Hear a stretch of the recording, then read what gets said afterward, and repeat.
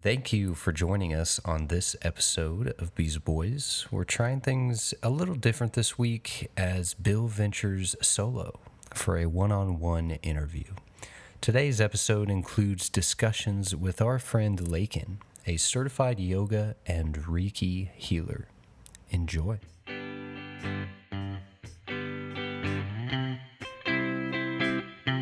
Beezle Boys! Beezle Boys! You guys kick ass, and I really do like the content. And hey, you know what? For all the listeners out there, you guys have got to tune in to my friend. So this is a special shout out to Beezle Boys. Let's go ahead and have some fun. I'll take my glasses off. Hello and welcome to another episode of Beezle Boys, and we have special guest Miss Laken. Thanks for being here with us, Laken. Hello, thank you for having me. We are privileged to have all the guests we can. We try to see different perspectives and have all kinds of different people on our shows. But Laken's a pretty unique character. She does a variety of interesting things. So tell us a little bit about yourself, Laken.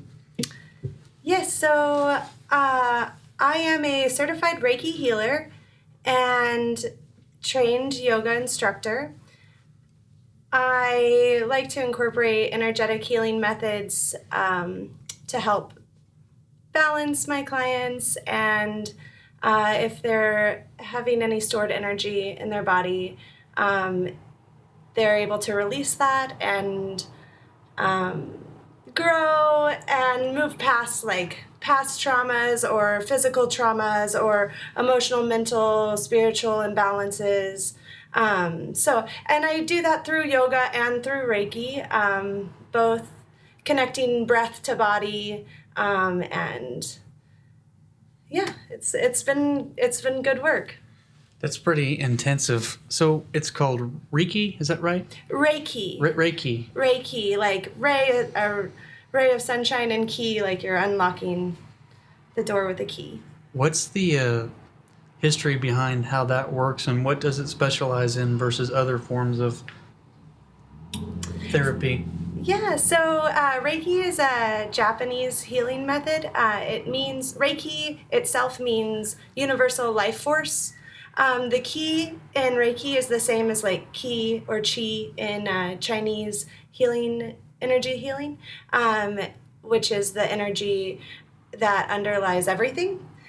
So everything has energy, and when we find ourselves stuck behind a computer or in an office space, just hanging out with all of our electronics, we notice that these frequencies build up in our body, maybe like literally physically, or maybe it's an emotional trauma or an emotional energy that hasn't escaped us yet. But how I practice is I just use myself as the conduit that connects us back to that universal life force, that ground, if you will. I don't know if you're familiar with earthing or grounding. Is that where basically all the energy, like, I don't know, some people say like the earth is a living, like, being itself, and the energy comes from within the core and then it's spread through us and we go back into it. I don't know if that's... Who knows? Who really knows what it'll be? But I definitely have been feeling more in tune to universal energy as I've been practicing more and more, and I definitely feel that there is a connection between human nature and kind of bringing life back to the simplistic ideals of harmony, joy, bliss, love. Is there good energy and bad energy, or is there like just energy and how it's used makes it for better or worse depending on the circumstance of the situation? Yeah, I think that there's definitely all different types of energy: stagnant energy, negative energy, positive energy. How I move energy through someone is like I would start a session out by clearing your aura, clearing expectations, getting rid of any thoughts of what you think the session might be. So I start by clearing that aura away, and then I go through and I scan the body for heat. Where I find heat is where I find built up energy in the body. So that could be from a bad energy, or a good energy. I would say where there is stored energy, it might not always be good. I think that you're wanting to rid those blocked pathways, energetic pathways, and by releasing that, it will help you feel more centered, more balanced, more aligned. By releasing it, is it one of those things where it's a combination of like mental, physical, emotional, spiritual, like everything has to come together as one? Or is it as simple as, maybe turning somebody physically to a degree that releases that pressure point? Yeah, I think that you can't really pin the tail on the donkey on that one. Every session's totally different, and it's important to know that maybe this session you don't feel a thing. Maybe you have an extreme emotional release, but I use my intuition to guide me, and my guides, angels as well, to just help guide me, help harness this energy, and see where I need to be at in the body, see where my hands need to be placed, see what the body is trying to tell me, and also customizing that per client. You can't expect everyone's past traumas to be the same, or you can't expect everyone's injuries to be the same. So it's almost like a therapy to a certain degree, because certain people can handle it on their own, and other people need one session, 2 sessions, continuous sessions, more intensity, less intensity, more depth, right? It's just so broad, it depends on each person. Right. It is a healing therapy. So if you consider it just like you would take couples therapy, it might do it in a session. It might take a lot of time for you to feel the effects, but know that after one session, these blissful feelings or moments of euphoria are temporary. They don't last for the rest of your life. You can't take one Reiki session and think you'll be centered and aligned for the rest of your days. It's definitely something that you have to maintain and continue on this journey to be aligned, be centered, be balanced. It's just like anything else, like working out, diet, sleep. It's taking all these little different pieces and then putting them together, and then most important is the tongue twister, I can't speak here, consistency, right? Yeah. Because to see long-term, life-changing results and become in tune with yourself, you have to dedicate to that level. Is that correct? 100%. I think that you have to want balance in order to receive balance. You have to want joy in order to receive joy. So it's definitely something that you yourself have to decide and want. It's not something that I'm not a magic healer. I can't touch you and all your problems go away. I'm sourcing the energy through me to help you solve the problems that you already know you can solve. So I'm using myself as a grounding mechanism, let's say. Like you would walk around barefoot. It calms your parasympathetic nervous system. It increases like serotonin, being outside in the sunshine, right? Your vitamin D. Vitamin D, yeah. It's calming, it's relaxing, it's enjoyable. So just like you would be walking around barefoot, I would be using my touch to be that grounding conduit.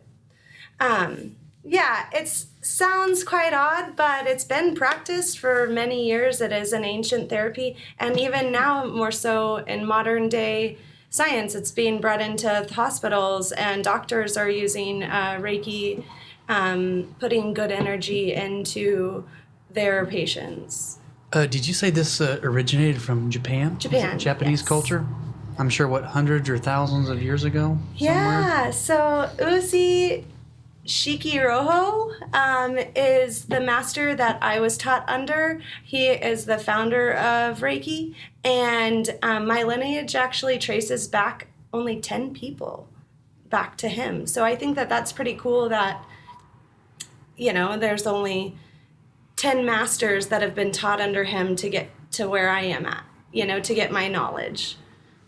So what she's saying, fellas, she's a third-degree black belt badass at what she does. I'm looking at the paper, the certifications on the wall.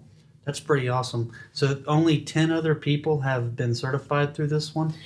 Correct. So there's been 10 masters, and then from those 10 masters, they have certified other people. So if you break down my lineage, it's only 10 back to. How do the you original. become a master? Is there certain qualifications? Like, is it, you have to prove certain level of intelligence and wisdom as well as practice the art? It's actually quite simple to get certified. Really? Again, it's something that you have to seek out. You have to want it, and kind of let the universe take you to the place you need to go to get certified. You'll kind of know when you know. I had been searching around online prior to the pandemic, and I was just looking for any Reiki studio, really. I had found one in Chicago that I was really vibing with, and Zonti. And so I ended up booking through them, and then pandemic hit, and then there was chaos and flights canceled and trips canceled and this and that. And but about 2 to 4 weeks after quarantine, I decided to make the trip up to Chicago and get the certification. It was a weekend-long course, and they practiced healing methods on me. I was able to practice on other people. They kind of broke down the history. But I had a lovely trip in Chicago. I learned a lot. Another good thing to know about healing therapy is that there is all different kinds of healing therapy. So you might get certified by someone that's sound healing or sound vibrational healing, or somebody that's Reiki healing, or somebody that is a massage therapist even. A lot of hands-on, a lot of audible, yoga even, moving that energy movement. It's all different healing methods. So you can't, for Reiki itself, several people practice so differently. You could go into one studio and they would use tuning forks. You would go into another one, they might use healing stones or crystals, so it's just varies on practitioner. What got you interested in the Reiki? Of all the stuff that's out there, it almost seems overwhelming to me where you would start looking at what you were wanting to get into and how you would go about that. Yeah, it's funny that you ask that, because I was thinking earlier this week about what drew me to Reiki, and it was honestly seeing the people that I admire, right? So when you admire people, you strive to be like them. If their house is clean, you're more tidy, maybe. And, if they work out, maybe you want to get in shape, So I was viewing the people that I admire, and I was seeing their bliss, and I was seeing their shine and joy in life, and I wanted that, And so I paid close attention to what they were doing. Why were they so happy all the time? Why were they so centered all the time? And found Reiki through my friend, who's also certified. I didn't train with her, but she is a super mega goddess. Her name's Lauren Buzzard with Vibrant Holistics. She's based out of Aspen, Colorado, and is just this amazing spirit. She grows microgreens and likes to make sure all of her friends are healthy and happy, and is also a distant healer. She's kind of everything, you know. She's having a ceremony for the autumnal equinox, and she has this big tent and stuff where they gong and do the singing bowls, and and I'm so interested, you know. Any of my experiences where I have had energetic therapy or energetic healing methods, I've always had a very positive experience. And so that's another thing that drew me to becoming a healer. Would you say you went through, I guess, a therapy transition and an experience yourself while learning this? 100%. So yes. going through it, you got to experience, like, hopefully what you are able to give to other people now within reason, but probably even on a deeper level because you got to learn about it and understand the history behind some of it versus just having, you know, like you said, maybe one session. Yes. I think in the end, we're all beginners and we're all just learning. So being honest with yourself and being vulnerable, if you're beginning, if you're a master,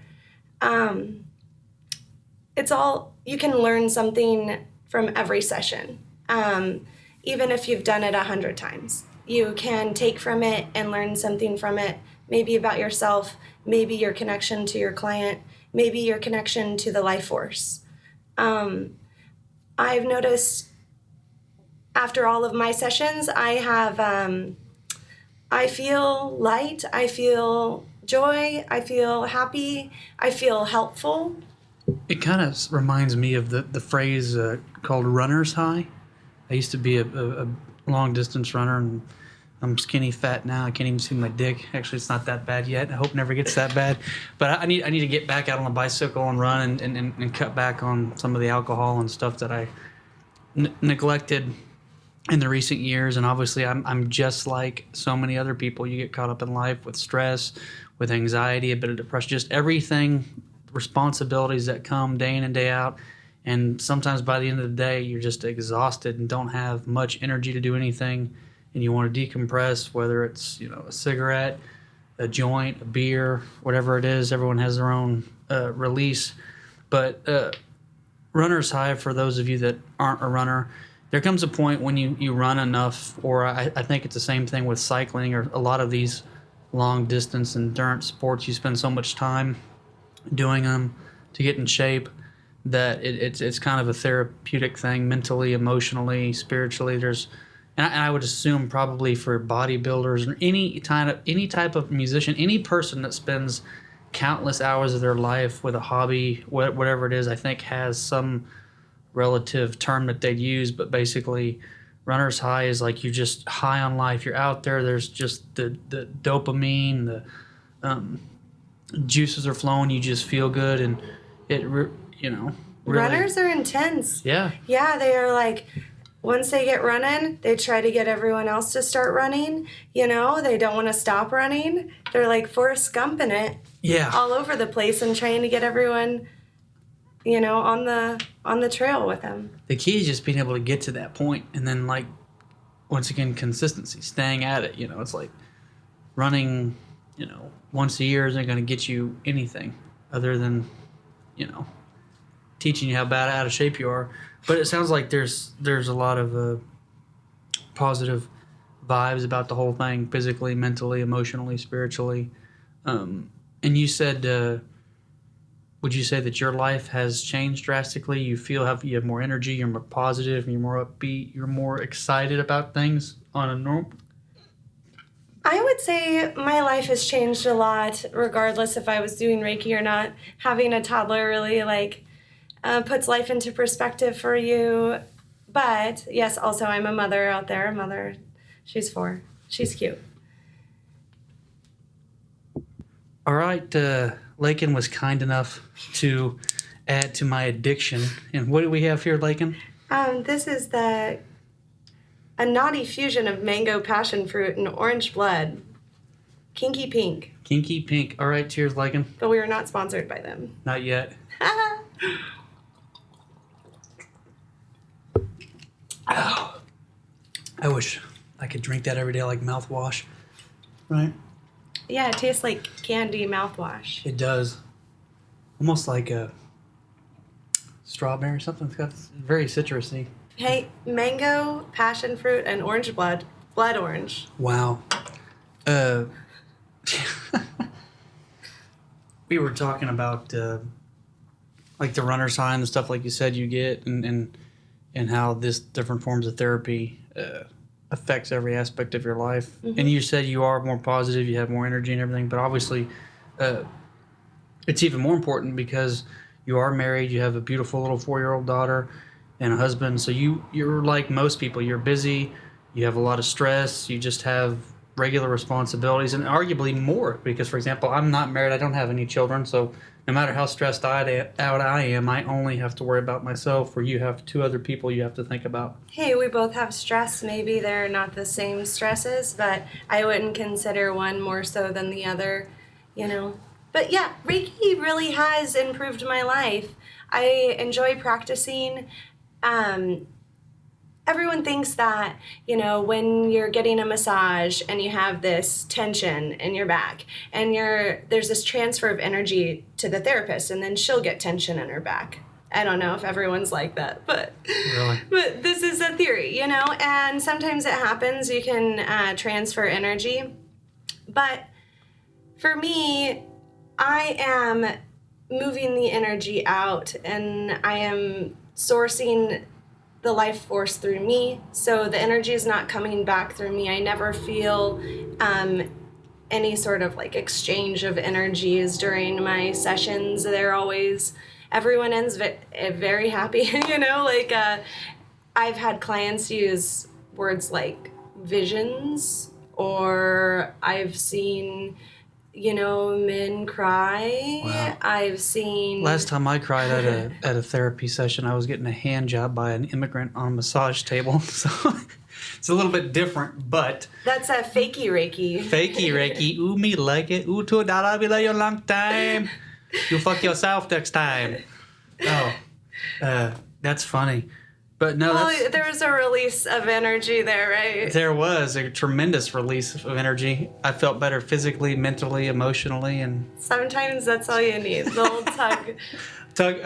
rub and tug. Rub and tug. Rubby tubby. Oh, goodness. That's funny. Let's go ahead and transition. You also not only do this, but you're really big into yoga. Yes, so I do a lot of yoga.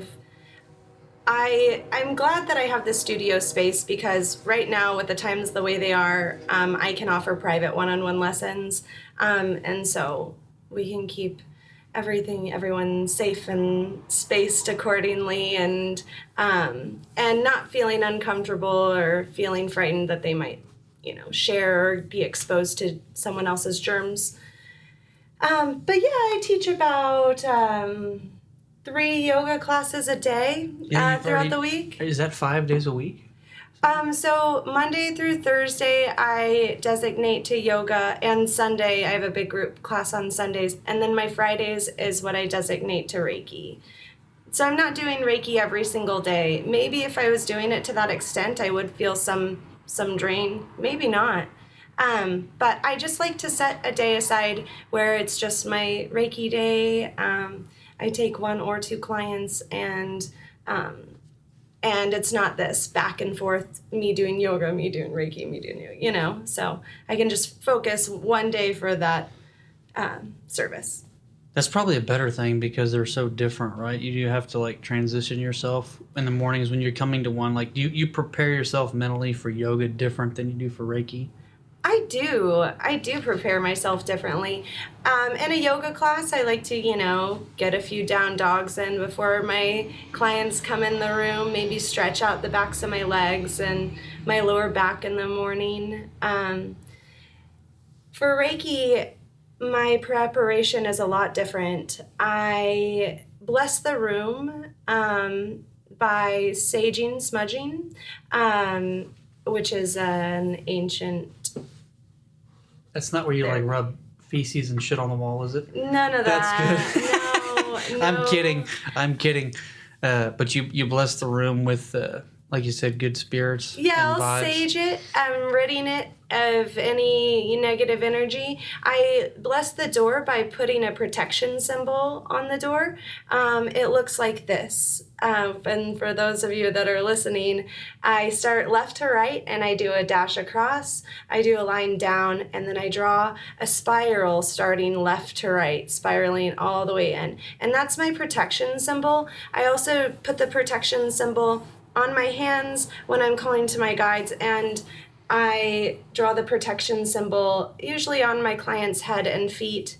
There's a lot of other Reiki symbols. I don't feel as advanced in using symbols during my sessions, so I usually keep it just to pretty minimal, the chokurei, the protection symbol, and Did a few others. you come up with these symbols? Like, is there like a language behind it and you created it for yourself as what you were comfortable with? Or is this do these symbols represent certain things and that's why you keep the tradition going? Yes, it's all tradition. This is all Japanese. I can show you a few pictures, and if you want, we can throw them up on your Sweet. on your Instagram and stuff. But the different symbols are... So There it is. She's got it right here. She's Here we got go. a drawing of it. the chokurei, I activate my palms to start each session. It increases the power of Reiki. That increases the life force. And it's a symbol of protection. Let's see here. Symbol has also been used as a good luck charm. Or blessing to pump as well as protective sign. A blessing pump as A well blessing as a pump. protective sign. Yes, I use this on protection for me and my client, and just to increase that energy. This is the Seihei, and this helps build your personal transformation, allows change to come in and happen. This is a more advanced symbol, so if I use this on a client, I will sandwich it and put the chokurei after. Chokurei, seiki, chokurei. Chokurei. Yes. I love speaking Japanese. And I think I'm turning Japanese. I really think so. I had heard rumors that song was about a guy masturbating in front of a mirror, and as he was climaxing, his facial expressions were changing, and he was making... I don't know. That could have been some shit some kid made up in high school back in the 80s. But it is funny. I get it. Oh! Maybe. Yeah. Man, we should have another episode where I talk about my trip to Thailand. Yes. Oh, It was wild. Did you have some trainings or some? They're lady boys. Lady and boys, It's and they're- actually like a high status society. They're pretty too. They're gorgeous. gorgeous, beautiful. Yes. Most women envy. They wish they could look like these boys. Lonesome. That is the love and emotion symbol. I use that in the heart. It kind of looks like an Irish clover with a bow tie and two balloons tied on each side of it. Yeah, it does. I see it. I think it looks like one of those craft angels that you make at Christmas time that like really don't look like an angel at all. No. You know? You're absolutely right. That's a much better description for our listeners than what I just told them. Yes, so like a lot of this stuff, is it still developing, or is it, since it's so traditional, is it pretty well, I don't want to say the phrase maxed out, but is it pretty well done, or are there people experimenting, seeing how far they can take it to the next level? I think that there is some experimenting going on. You know, I don't just practice Reiki as Reiki. I use Reiki in all bouts of life. So if there's a time where I can sit and focus my energy and send healing energy to someone or something, you know, I do it. I think that people are starting to incorporate sound therapies, maybe healing stones, maybe using different earthing or grounding equipment with their therapies to enhance or increase the maybe energy being released. But, there's a lot of skepticism on the topic, and there's a lot of questions about, it's like, can you release more energy doing more things, or are you releasing the same amount of energy? Are you going to feel more balanced after yoga, or are you going to feel more balanced after Reiki? Like, I don't know. I don't know what everyone else is practicing. I don't know what everyone else has been taught. I think it's cool that you're doing both, because I always you hear people doing, the yoga or one or the other, but like to do both, I think they're so different. But I have a hard time believing that they don't both enhance each other, because they're so different, but yet they're so similar as far as, what they're trying to do to get your, it's like, the athletic company ASICS. I think their slogan is, what's it, body, mind, soul, or something like that. But it takes all those and puts it together. How long have you been doing yoga? I've been doing yoga over a decade now. That's crazy. So and I've seen some of your pictures. You're extremely flexible. Are you always that flexible, or is that something? I assume it's like there's a certain biological level as to how flexible each of us are, and then with proper, once again, diet, exercise, and training, how flexible we can become. Yes, I agree. There definitely is, genetics allowing you to move your body so far. Some people have the ability to invert their bodies and become a contortionist. Remember that those movies that like were huge hits that were like all filmed like amateur, the Grudge or whatever? Oh, yeah. That was an actress. Yeah. That sick bitch was able to put her fucking feet up over her head and like then put them all the way over, and they touched the ground. Like, I mean, her spine was, like a U, Yeah, just totally going the wrong way. I throw my fucking hip out rolling over in the middle of the night and have to crawl down the hallway. I broke my back. I like break my back going down a water slide, so I can't imagine like flipping my feet over to touch the ground. And I watched a video of a girl, she was shooting a bow and arrow with her toes. That's crazy. Yeah. Did she not have any arms? No, she had arms. She was balancing on them. She was standing on them. I've seen that. That shit went viral. Yeah, she's like in the circus or something, I guess. No, I've seen people with no arms, but yeah, that was even almost more crazy. This girl was doing one of those yoga poses where they're like up there like this, scorpion, with her arms balancing. And you got to think how still you'd have to be. That's just crazy. Yeah, and how to maneuver your toes that way, I don't know. And to pull the bow back, I mean, I've shot archery. That's some toe strength. No joke. Wonder how much she lifts with her toes. Foot job. Ew. No. So you've been doing yoga for over 10 years. 10 years, yes. And then you've been doing Reiki for... I was just certified to do Reiki. I feel like I've tapped into my own personal magic when I was a little kid. I feel like I've always had this like light inside of me, and I've always been trying to help and heal my entire life. But yes, my certification was this past June? Yes, yeah, June. That's cool. Yeah. What do you have, like, any short-term, long-term goals with the yoga and the Reiki? Like, is there anything on the horizon that you are aiming towards as of right now, or are you still, getting comfortable and liking what you're doing and seeing how it develops before you move forward? Yeah, so I have goals, I have dreams, I have so many. We all do. I would say for me in yoga and Reiki, my goals right now for short and long term is never stop learning and never stop educating yourself. I think that there's always room to grow, expand your mind, experience new things, maybe take more Reiki sessions myself, connect with other healers. But yeah, my main focus and my main goal right now is to learn, grow, and share my magic. Share the magic, my friends. Yeah. That's cool. Is there anything else on the top of your head that you'd like to talk about?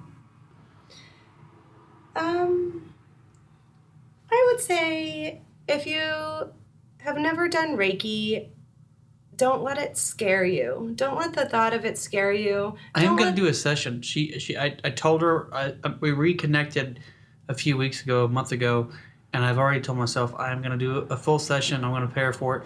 I'm going to do, you have 30 minutes or you have an hour? Is that right? Yeah, so I offer different time slots, 30 minutes, 45 minutes, or 90 minutes. 90 minutes? Mm-hmm.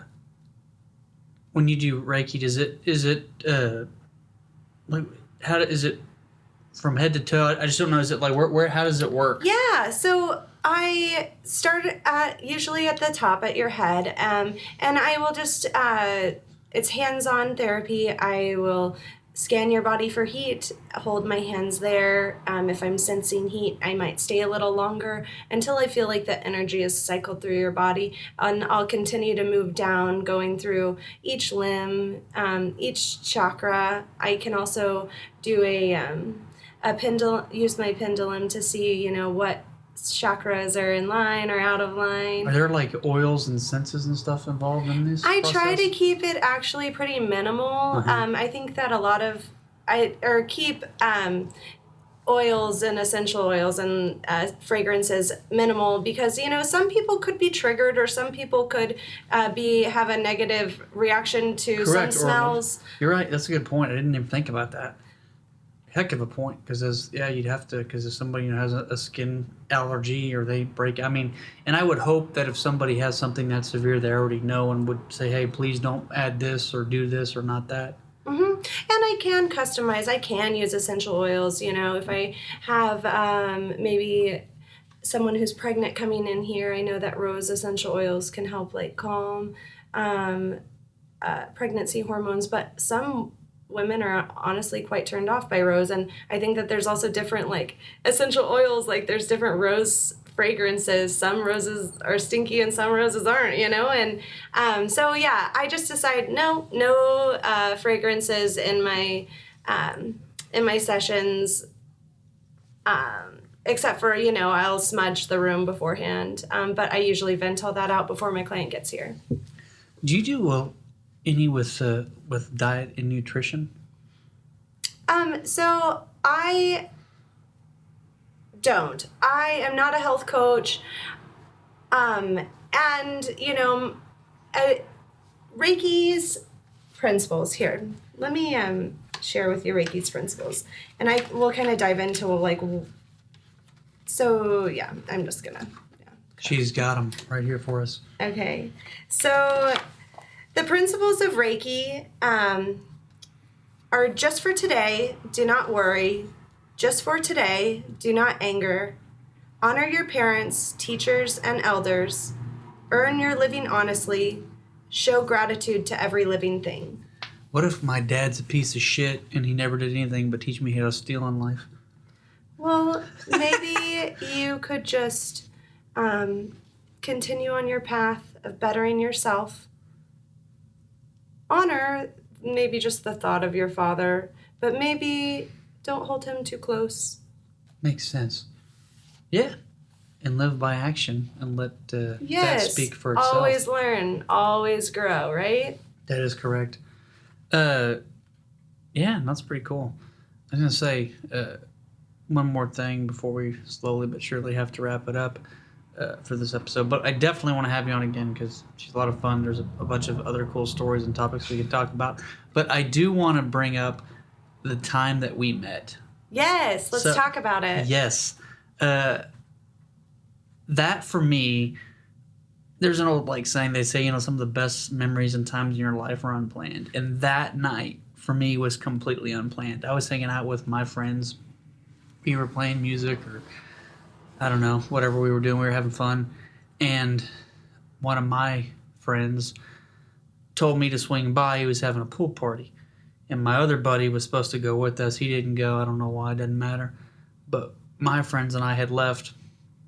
We were all going to go do something. But I said, hey, before we go do whatever we were going to do, I said, let's stop by this house. You're going to have they're having a house, a pool. It was your 30th, right? It was my 30th birthday, and I would not call that a pool party because the pool was like green from algae. It had not been cleaned in like months. It had we could have had an alligator in there. We wouldn't have known it. Right? I couldn't see my legs in the water for sure. Was it a prom theme? What was the theme of the party? Yeah, so it was my 30th birthday, and I'd never been to prom, and so when my senior year of high school, I ended up going to a Lucero concert in Springfield instead of prom, and cheers. Cheers.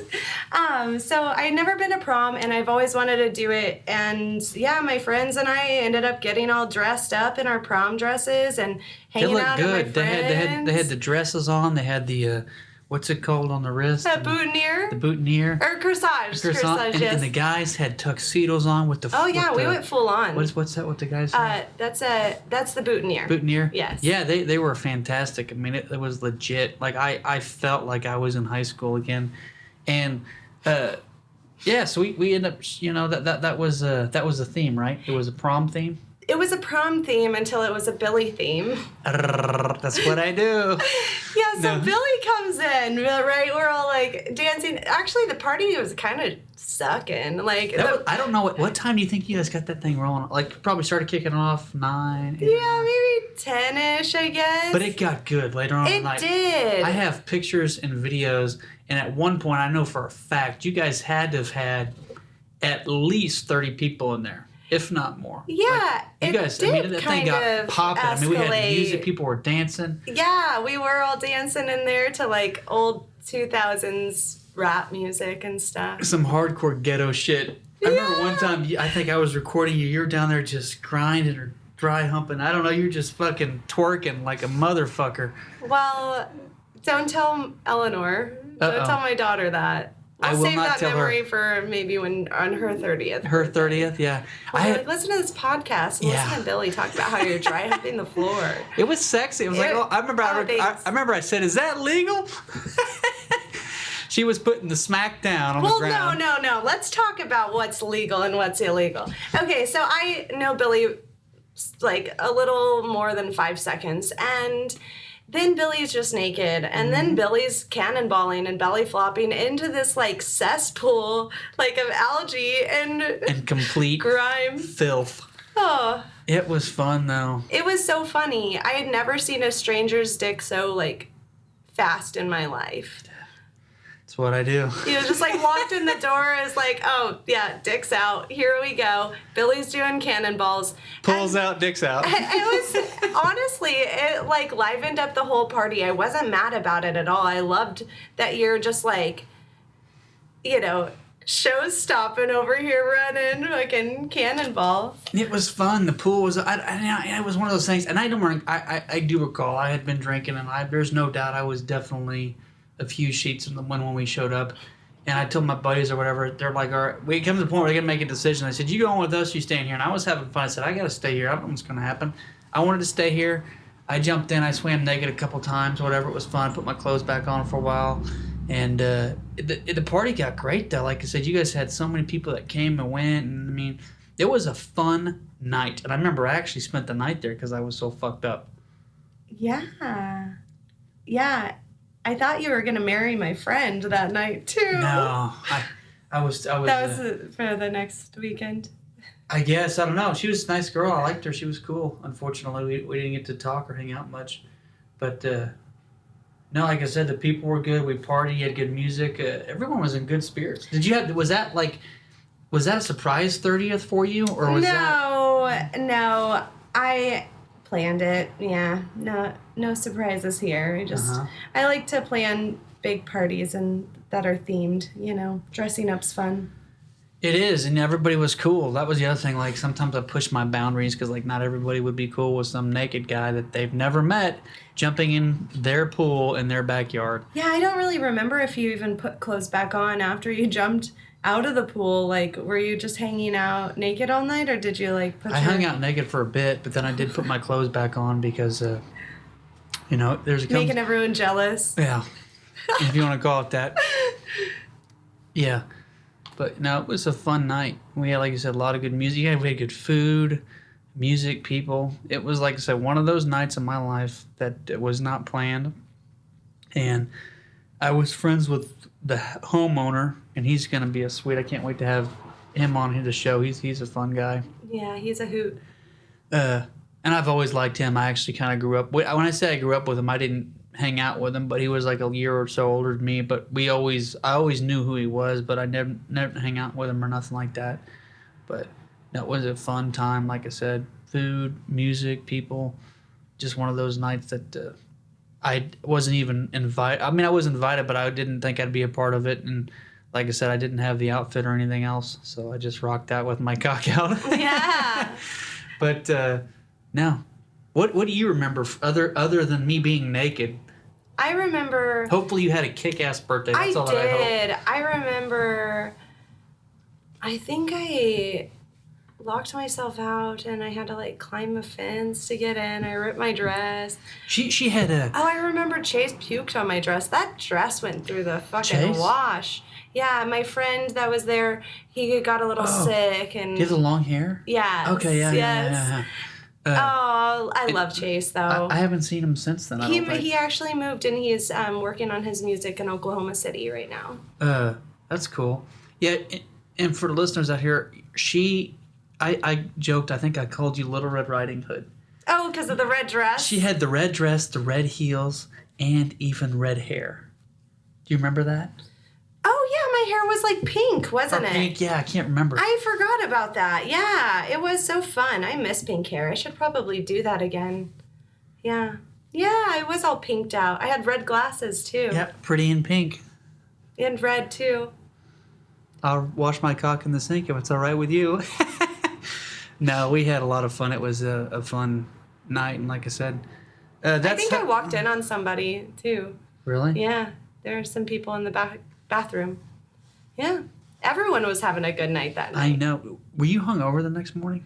I actually had to go clean the house the next morning. I actually remember I helped pick up bottles and stuff with you. Yeah, because you were still there. Yeah. I walked home. I lived like just on the other side of the road.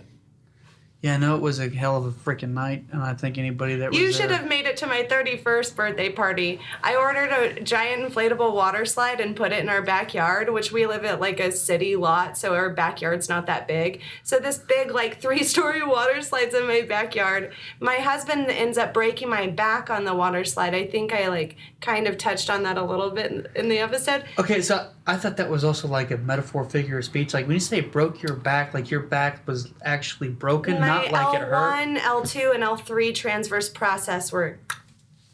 Yeah, but it was actually quite casual, like no crutches, no surgery, no really, hardly any, like minimal pain medicine. And yeah, it was pretty quick recovery. I was back doing headstands in like 6 weeks. Thank God you're doing yoga. That probably helped with their recovery time. Yeah, maybe. How did it break?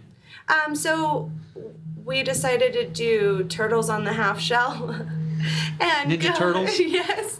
Turtles on the half shell? And then go down, and he was like, you go that way and I go that way, and then we'll meet in the middle, and then we did, and then we met in the middle, and his butt hit me like right in the back. Ooh. And I couldn't get off the slide, and so... Did that knock the wind out of you?